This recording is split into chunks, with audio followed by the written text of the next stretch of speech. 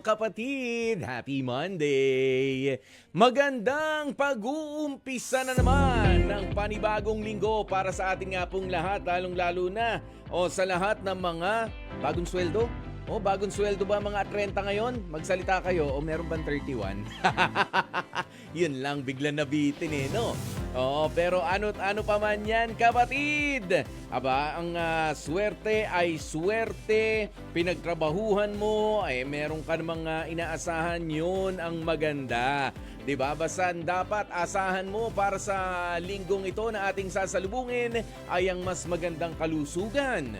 Diba? Mas magandang itsurahan at mas magandang pakikisama. Ayan, sa ating mga katrabaho, diba? Sa ating mga kapamilya, o dyan sa mga kamag-anakan na naman natin. Ayan, at dapat ay ready ka na nga sa kung ano man ang hamon, mga bagong pagsubok na bibit-bitin nitong linggong ito, no? Hindi naman po laging pagsubukan lahat ng yan. Yung iba ay talagang swabing blessings naman. Diba? Ganoon yan. Depende sa perspective mo. Depende kung paano mo titignan ng mga bagay-bagay. The mere fact na tayo nga po ay magkakasama, nagkakarinigan, nagkakasilipan dito sa ating FB page o sa ating ding TikTok account. Ba, maganda. Nakasmile tayo. Nagugutom ka dyan kahit namong problema ka. Ano ba nga kainin ko? Aba, di bale. At least malusog nga tayo. Yun ang importante. May isang pagkakataon pa para tayong lahat ay maging masaya at magpalakas na naman. Ayun. Kaya halika na kapatid, i-share ang ating live streaming for today. At para sa inyong mga radyo, sige, ilakas nyo na nga po ng ilakas din yan. Habang ako may kinakalikot dito dahil ako ngayon lang din nag-share. Guilty. Biglang sabi ko, nga no. Hindi kasi nagano pa ako lumabas ako, may nakalimutan ako ron. May kinuha pa ako. Kaya halika na kapatid. Lunes na Lunes, umpisa natin ng malakas, umpisa natin ng positibo ang ating pagsasama-sama dito sa True FM. Kasama nga po ang inyong Kuya Poy, ang inyong Guwapopoy. At syempre, sa isang oras natin pagsasama, napakarami po natin mga pwedeng gawin. Pero hindi lang naman po yung mga gagawin, kundi ang mga biyayang aming ipapaulan naman sa inyo ngayong Monday na ito. Okay? Marami talaga mga biyaya. Kuya, sino ba yung nandito? Kala ko si Kuya Rome lang kanina yung nandun tapos biglang naging si... Aba, tignan mo nga naman itong tropa natin. Parehong naka-hood ibang klase. Rome tapos naging Aaron. Ayun. Pero, halika na nga dahil mamimigay tayo ngayon ng tatlong 250 pesos na cash prize. At hindi pa po dyan. Nagtatapos yan. Meron pang isang sulit TV box. At meron pa ulit na isa. Ito gusto ko talagang bigyan itong mga natin dito. Itong mga technical engineer natin ng mga magagaling. Ewan ko lang. Kapag ka ito hindi nyo sinuot talaga. Sir Rome, Sir Ron, tsaka si Aaron. Diba magkakatunog yung pangalan nila? May ipamimigay pa kami na isang winner ng Heart to Heart merchandise. Talaga? Sa pangunguna ng t-shirt ng napakakapal na mukha nito. Makapal po ang t-shirt na to kasi. Makapal at magtatagal po. Ayan nakikita nyo pa para sa mga online viewers natin sa TikTok. Tsaka dito sa sa FB Live. Makapal po.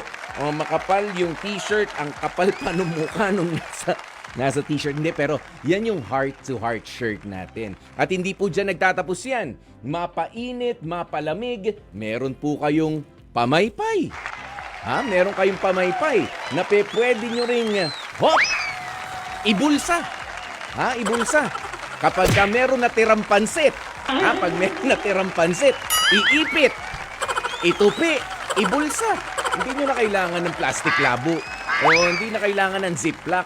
Nandyan at hindi lang pansit. Dalawa pala. Pati yung ulam na menudo. Hindi, joke lang. Yan pamaypay. Magagamit nyo naman po talaga ang pamaypay ng True FM pag mainit. At syempre, kapag bigla ang umulan, di ba? Pang ganyan, parang, uy, teka lang.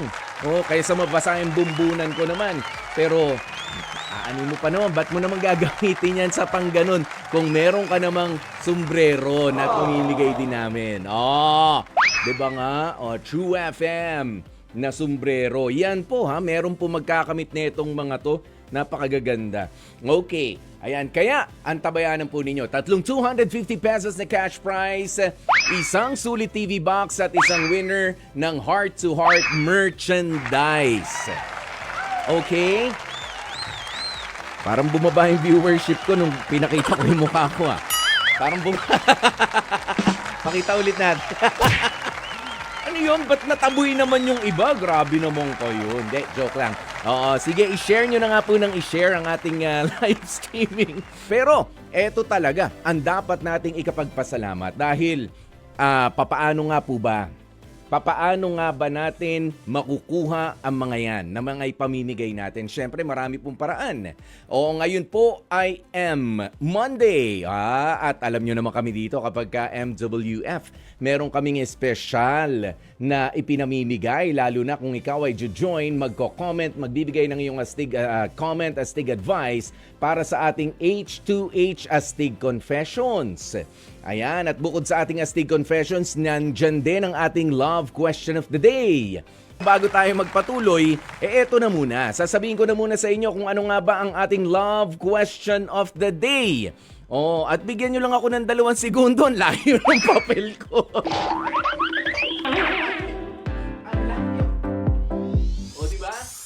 Naiiwan ko yung papel ko rin sa kabilang lamesa. Ito ang ating love question of the day para makasagot na nga rin po kayo. Papaano nga ba malalaman kung red flag si jowa sa early stages pa lamang ng relasyon? Sasabihin ng iba dyan early stage nga, hindi mo pa malalaman. Uy, pero hindi Meron yung iba, ang lalakas ng pang-amoy, ang lalakas ng pakiramdam, yung parang hindi ka pa sinasagot. Gustong-gusto mo. Hindi ka pa sinasagot, pero parang gusto mong wag ka nang sagutin. Di ba may mga ganyan Parang sige, baka pwedeng friendship na lang. Baka pwedeng wag na nating level up. Pababa na lang yung natin, nakilala na lang kita. Uy, may ganyan may mga ganyan na akong kakilala. Ano nga ba yung mga red flag na nagtataboy sa'yo? Para sa mga nakaranas, sumagot na nga po kayo sa ating love question of the day. Paano mo nga ba malalaman kung red flag itong si jowa sa early stages ng relasyon nyo?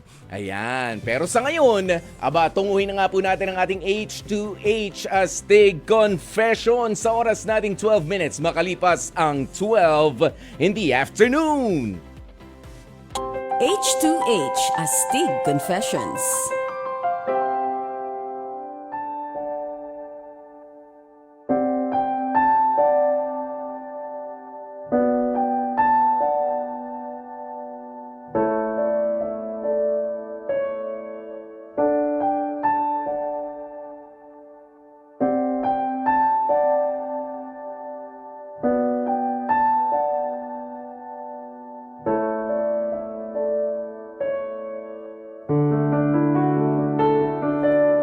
Mga kapatid, sa oras nga po nating ito ay bibigyan na natin ng puwang itong ating H2H Astig Confessions. Kagaya nga po ng dati, mga kwento na mga totoong tao, ng totoong buhay ang pag-uusapan at bibigyang linaw natin every Monday, Wednesday, and Friday. Okay, at ito nga po, bibigyan natin ng pagkakataon ng ating mga listeners at mga manonood din sa Facebook at sa TikTok live broadcast natin na mag-share ng inyong mga astig advice. Okay, kaya please be ready with your astig advice, astig comments sa ating tampok na storya na may matinding pinagdaraanan. At sa bawat astig advice nga po, may chance kayong manalo ng 250 pesos na cash prize. Okay? Ayan simple lamang naman po ang ating kahilingan dito sa programang Heart to Heart. Sa mga gusto nga po manalo at magkaroon ng 250 pesos na cash prize, aside sa inyong mga astig advice, kailangan lamang lang ding gamitin yung ating hashtag na hashtag AstigAdvice. Okay? Para sa inyong pagbibigay ng inyong astig advice. Hashtag astig advice, tapos yung advice ninyo. Ayan, at syempre, pwede rin po kayong tumawag sa ating mga hotlines na 8631-5788 o sa 8631-6674. Ayan, para sa inyong mga astig advice din. Okay, kaya naman, wag na natin patagalin pa. Umpisa na nga po natin ito. H2H Astig Confessions. Eto ang siste.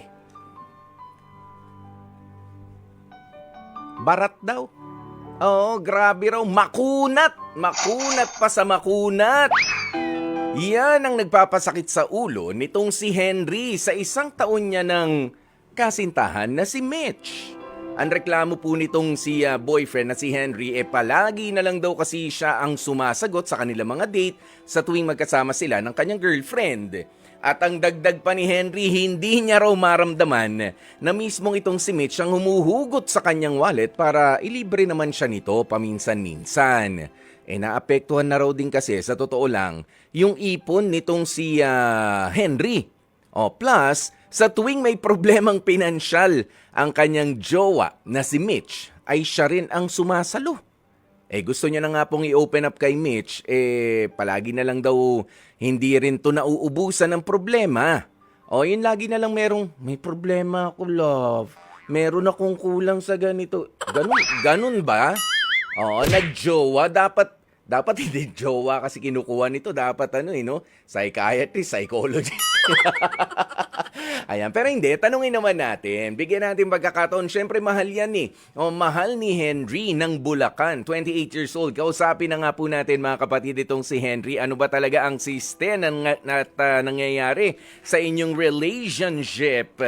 Magandang tanghali sa iyo, Henry. Magandang tanghali, Kuya Poy. Tama ba lahat ng mga sinabi ko? May kulang, may sumobra? Sige, ngayon na ang pagkakataon mo para itama naman. Tama po lahat yun. Swak na swak? Talaga? Swak. Okay. Kasi syempre, sa'yo naman ang galing yan. Na, gano'n na kayo katagal nitong si Mitch? 3 taon na po, magtatatlong taon na. Sa 3 taon na yan, never ka pa niyang nailibre, never ka pa niyang niyaya, tapos siya naman yung sumagot, ganyan. Never? Hindi pa po, kahit isang beses, kahit po siguro kape lang na hindi pa ako nakakatikim ng libre galing sa kanya. Paano? Pag sinabi mo lahat, pati yung pamasahe sa jeep, sa tricycle, pagka may pinupuntahan kayo, ganyan, wala? Wala po, lahat po ako. Puro ikaw ang bigay lang talaga ng bigay. Okay, Opo. ikaw ba ay merong sama ng loob dito kay Mitch? Kasi, syempre, sa magkarelasyon, pagka ganyan na ang siste, para nagsusumbatan na yan Ayaw mo na ba kay Mitch? Hindi naman po sa sama ng loob. Kumbaga lang po. Kumbaga hinahanap ko rin po yung sana po minsan maisip niya na puro na lang ikaw ang gumagastos, puro na ikaw. Sana ako naman, pagbigyan mo naman ako bumawi ngayon, ako naman ang bahala sa iyo. Ganun na lang po sa akin. Sige, matanong lang kita, magkano rin ba ang ginagastos mo halimbawa sa isang simpleng date ninyong dalawa nitong si Mitch?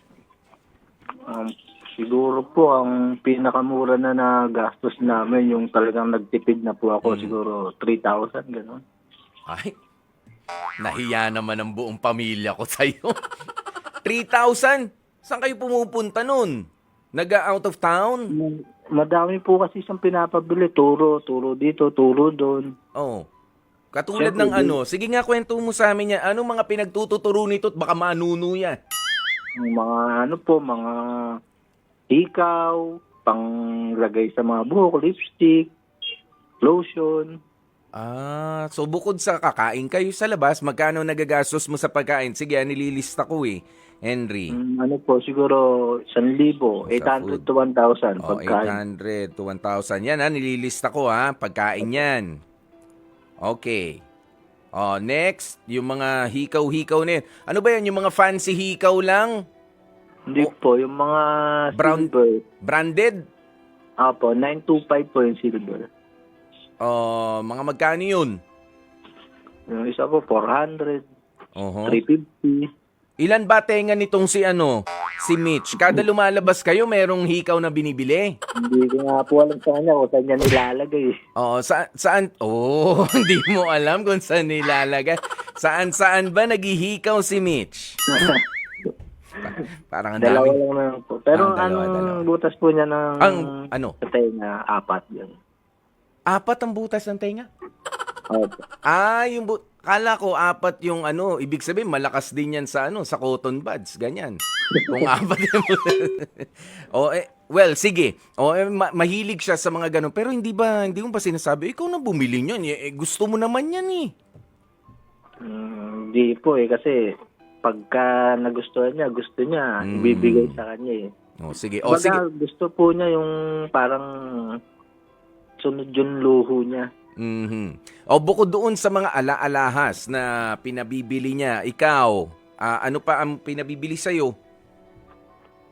Damit po, tsaka mga lipstick. Talaga yung lipstick nandun, Ilan ang bibig ni Mitch? Isa lang po. Isa lang naman, pero bakit parang ang lakas niya naman sa ganun ba kakapal yung labi niya at nakakaubos ng lipstick? Gusto po kasi niya siguro, araw-araw, ibang kulay ng labi niya. Ganun. Tineterno sa damit, sa makeup siguro, Opo. no? Hindi natin alam. Pero nakikita mo naman na ginagamit niya. Ako po, nakita ko naman po. Hindi niya naman pinahihiram sa'yo yung iba. Hindi po, ayaw po niya. Baka gamitin mo no? Ayan. Pero medyo magastos talaga, ha? Magastos. Okay. Bukod doon, so mga 3,000 ang gastos kada date. Gaano kayo kadalas nagde-date sa loob ng isang buwan? Nung bago pa lang po kami, siguro madalas kasi in love po ako. Ayun. Pero nung mga tumagal na sa isang beses siguro po, dalawang beses sa isang buwan. 2 beses na lang. So medyo binabudget mo, nakakahalata ka na no? Nakakahalata na. Okay. Sige. Pero never mong sinabi sa kanya na, libre mo naman ako minsan. Alam mo yung lambing na ganon? Magjowa kayo eh. Hindi po kasi iniisip ko baka magtampo po, baka sabihin na nagsasawa na ako magbigay sa kanya. Baka nanunumbat, ganyan. Ano bang alam mo merong phone-in question dito. Ano raw ang trabaho mo, Henry? At ganyan ang mga kahilingan na ibinibigay sa iyo ni Mitch. Supervisor po ako sa isang kumpanya po. Malaki-laking kumpanya yan. Hindi naman, siguro po nasa 500 employee, ganun. 500 to 1,000 employee. Okay, tapos ito namang si Mitch, meron din mga hanap buhay? Anong trabaho? Meron po. Cashier po siya. Di mas maraming perang dumadaan sa palad niya. Ha? Dumadaan lang daw po. Ayun nga, sinabi ko nga, dumadaan lang naman yun. Siyempre, kahere. 'Di ba? Ayan, pero hindi. Ibig sabihin, merong hanap buhay. Kung meron kang gusto, pag-ipunan mo, bilhin mo. Ito pa yung isang nagtataka kami. Sabi mo, hindi nauubusan ng problema itong si Mitch. Sa likod ng lahat ng mga ibinibigay, ginagastos mo para sa kanya kapag ka nagde-date kayo, ano yung mga problema na pinapasok pa nito at sabi mo, ikaw pa nga nagbabayad ng iba, sa pera naman yung problema. Sa family po niya, nag-aaral yung kapatid niya. Pag tuition, magdadrama po sa akin. Siyempre, ako po si lalaki. Sasagutin ko yung tuition ng kapatid niya. Umihingi ba siya ng direkta na tulungan mo naman ako, Henry, ganyan? O hindi naman? Baka ikaw naman din nagkukusa, nagbibigay. Minsan po, sinabi po niya na kailangan magbayad ng tuition pero wala siyang pera. Kasi naibayad na sa mga bills. Ganun. Kaya, sinasabi ko po, magpe-presenta po ako. Sige, ako na lang muna ang magbabayad. Yan. Pero yun ba ay hiram o bigay? Wala naman po siya sinabing hiram o bigay. Ako lang po yung nagkusa. Okay. So ngayon, ano talaga yung gusto mo nang magbago sa relationship ninyong dalawa, Henry, nitong si Mitch? Kasi alam mo, tinanong kita kanina, kinakausap mo ba si Mitch? Na, Mitch, minsan naman ikaw, kung may gusto ka, ikaw na rin ang magpundar niyan, lalo na mga hikaw, mga, di ba, yung mga ganyan lang, na mga kapritsyo mo sa katawan, ikaw na bahala dyan. Sa akin na yung mga mas seryoso. At sa date natin, sino nagyayaba sa mga date ninyo? Ikaw ba o siya? Nung una, Kuya Poy, ako po. Pero nung tumagal, puro siya na po. Puro siya na.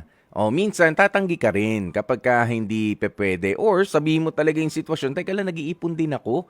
Baka pwede naman dito na lang tayo sa bahay. O baka pwede dyan na lang tayo sa bahay ninyo, magkita. Di ba? Nagigets mo? Opo, Kuya Poy. Oh, di ba? Mas maganda yung ganoon eh. Pero ito, maganda, nakausapin muna natin. Nasa linya kasi natin si Lina ng Zambales. Si Ate Lina ay merong astig advice para sa'yo. Pakinggan mo to ha. At sana manamnam natin kung ano ba itong ipapayo ni Ate Lina. Ate Lina, magandang tanghali sa'yo. Magandang tanghali po, sir. Ano pong maipaglilingkod namin sa inyo? Ang may ano ko lang po, tungkol sa problema na kinakaharap nyo, caller nyo. Oo nga, ang astig advice mo ay? Ang may advice ko lang po na kakausapin niya po niya yung girl niya para po, baka naman po mamimihasa na kasi kung hindi naman po niya tuloy-tuloy po yan. 3 taon na, pares-pares Ate Lina. 3 taon nang sila. Pare-pareho naman po sila may trabaho pero dapat hindi din umaasa sa isa lang. Dapat kung hindi po yung lagi-lagi na lang.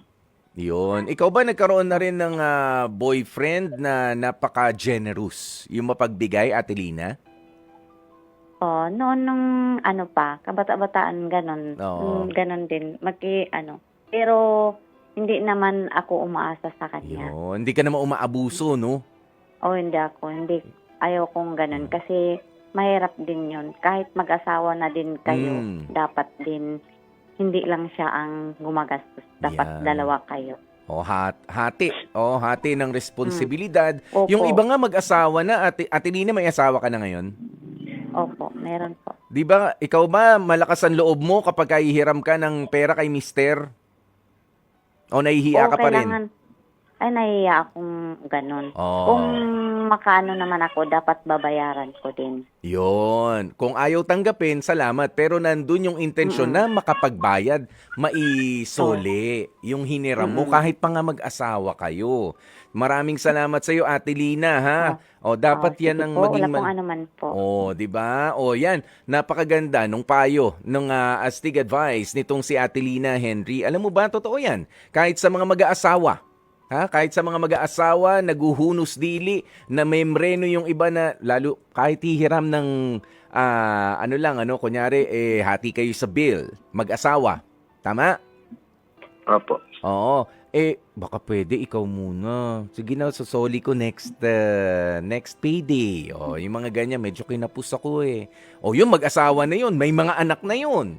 Pwede nang dumukot na lang sa wallet ni Mister o ni Mrs. yung asawa pero hindi nila ginagawa yan. Kami rin sa pamilya namin, Henry, never. Ang mga magulang ko ay hindi ganyan kahit kaming mag-asawa.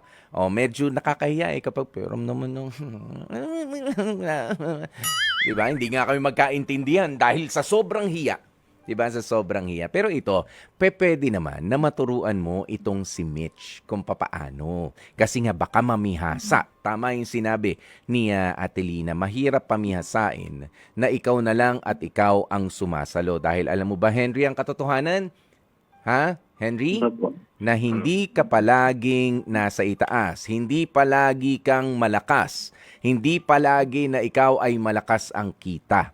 Diba? Wag naman. May mangyari in the future.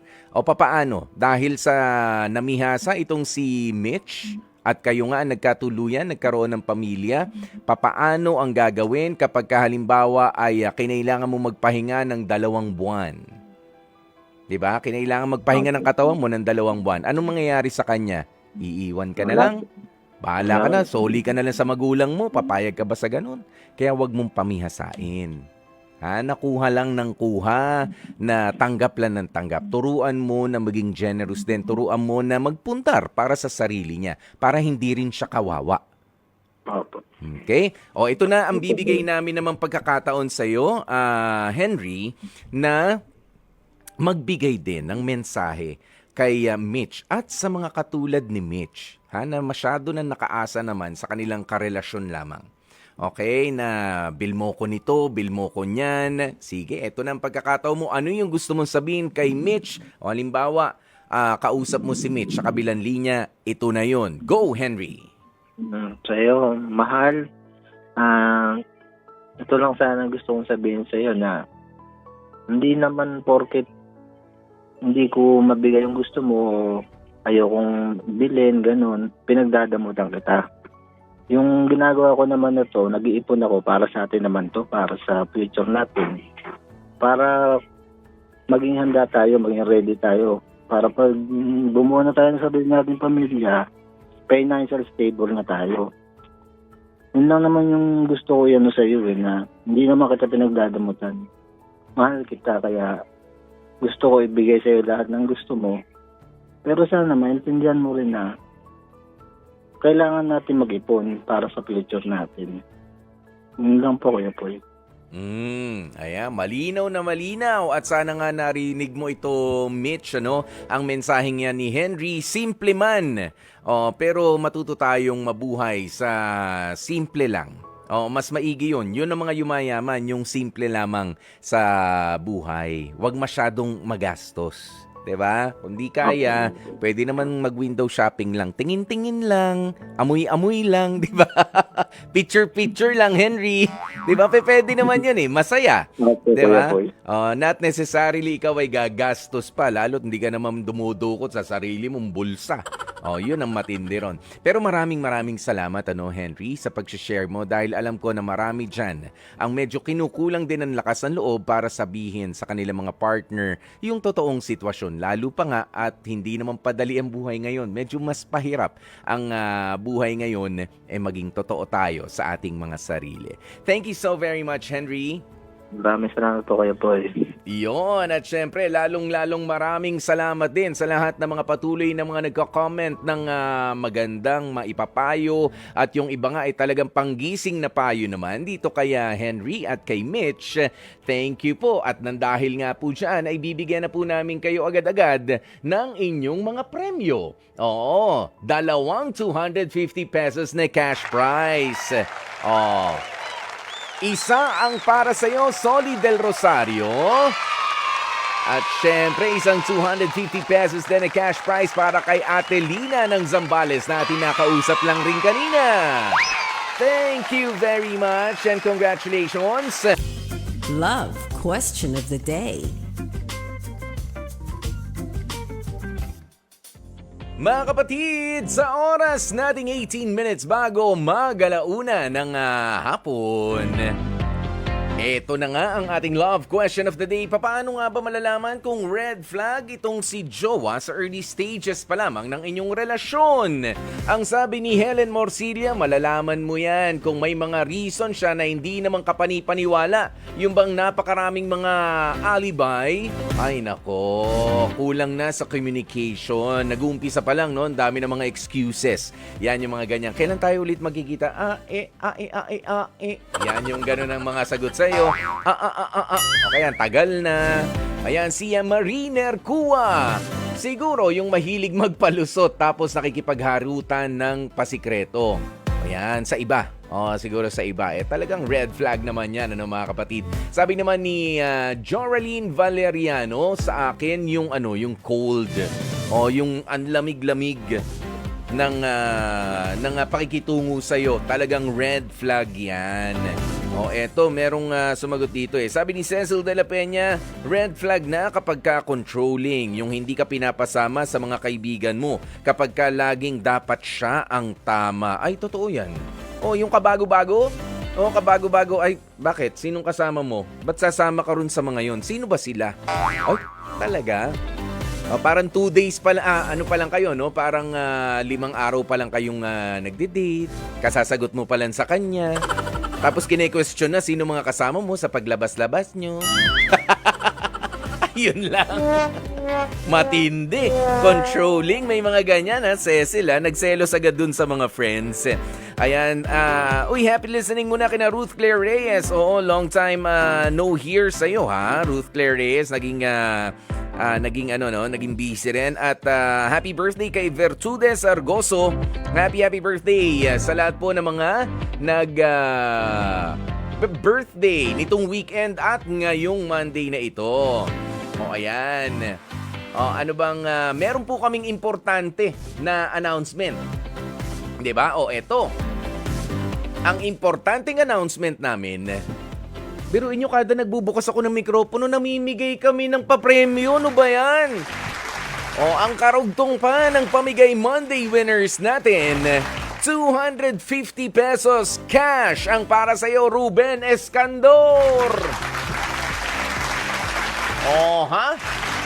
Samantala, sulit TV box winner natin, si Martires Barbero.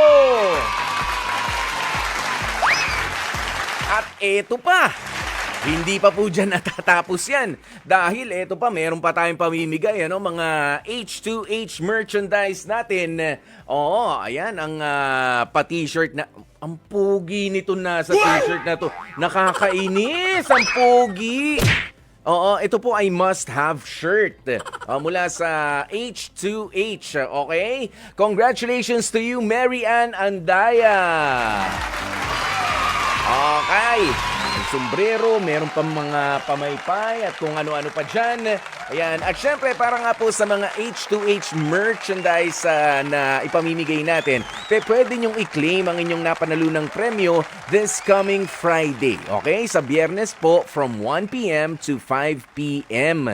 sa TV5 Media Center Reliance, Mandaluyong City. Magdala lamang po kayo ng isang valid ID. Okay? Magkita-kita at magkarinigan tayo sa ating programa tuwing pananghalian. Ito po ang H2H Heart to Heart. Nakasama nyo nga po ang inyong lingkod. Ako po si Kuya Poy, ang inyong gwapopoy para sa Radyo 5 True FM. Dito tayo sa totoo.